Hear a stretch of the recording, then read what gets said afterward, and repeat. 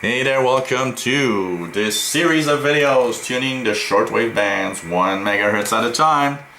So basically what we have is a series of videos where we're gonna tune shortwave 1 megahertz at a time from 3 to 30 megahertz and explaining what types of signals we can hear on each megahertz segment. So this is a video for 22 megahertz. So what's on 22 megahertz? Basically, 22 megahertz does look a lot like the 23 megahertz band. Mostly utility signals with some mysterious, awkward, strange signals mixed in at random. So let's start tuning and see what we can hear on 22 megahertz.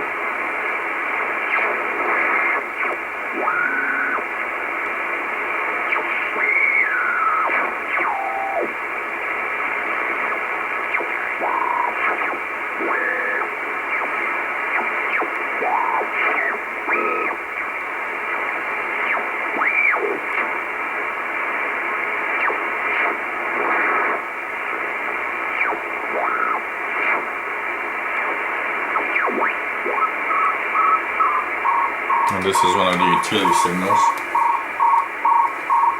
Probably one of the shortwave marine stations broadcasting. This is something like ARQ or some kind of digital mode.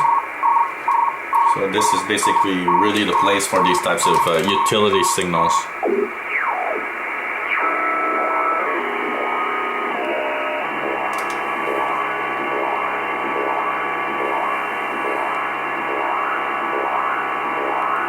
This is a shortwave signal because you can see it by, how do I know if it's probably a shortwave signal, not a local signal?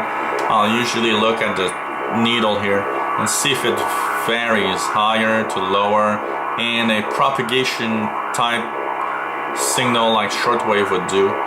Here it seems pretty stable, so I would say that, it's going down. So you see, it has propagation characteristics of a shortwave signal. So it's probably a signal, some kind of digital signal from somewhere.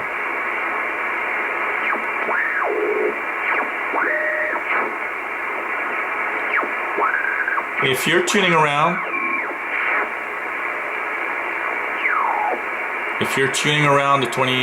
all these megahertz band and wonder what you can listen to, there's a publication called the Klingenfuss utility signal book.